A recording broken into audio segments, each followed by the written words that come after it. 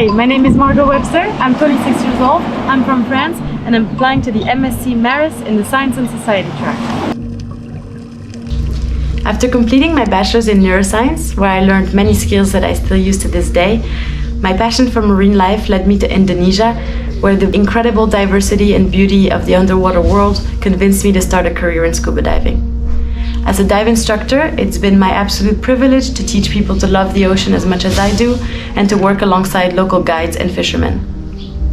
However, I've also witnessed firsthand the negative impacts that human activities and the diving and tourism industries can have on marine ecosystems, and I've at times felt frustrated with my limited ability to be part of the solution.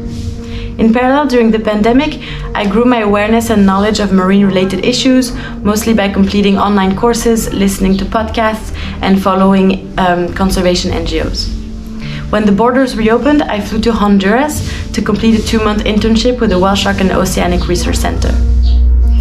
I was trained in a variety of conservation techniques, and I was also able to work on my own personal project, which I focused on a devastating coral disease that was wreaking havoc on the local reefs.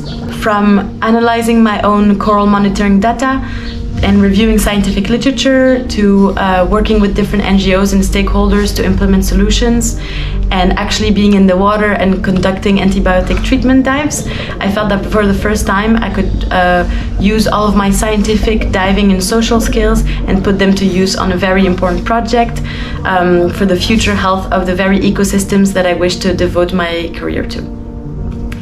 I'm now absolutely certain that I wish to pursue a career in marine conservation, and I cannot wait to take my next step in that direction with the MARRES program. I'm particularly interested in tropical ecosystems, and I'm looking forward to learning more about marine protected areas in tropical regions. Which is why today I chose to discuss a paper focused on a network of MPAs in the Bird's Head Seascape region of Indonesia.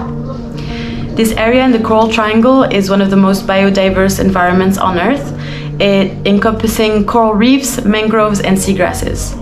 There's also 350,000 people who depend on the ecosystem services provided by that environment. It faces threats from the global effects of climate change, overfishing, and an exponential increase in tourism, up to 3,000% in some areas. Indigenous communities in this part of the world have the right to manage and exploit their natural resources under customary adat laws. And for such a reason, MPAs in that area have dual goals of biodiversity conservation and ensuring that local communities retain access to their marine resources. The 23 MPAs in this region all have no-take zones where no extractive activity is allowed, and sustainable use zones where local communities can still operate sustainable fisheries.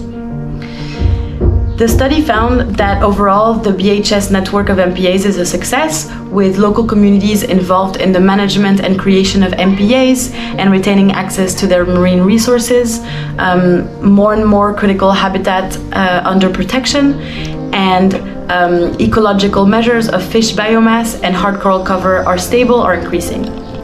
As in much of the world, the critical habitats are declining in health.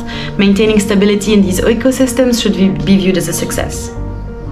What's particularly interesting is that in many areas, such as North Raja Ampat here, they found that the fish biomass actually increased more in sustainable use zones than in no-take zones. This means that these MPAs are very successful in protecting their biodiversity as well as making sure that the local communities retain access to their marine resources.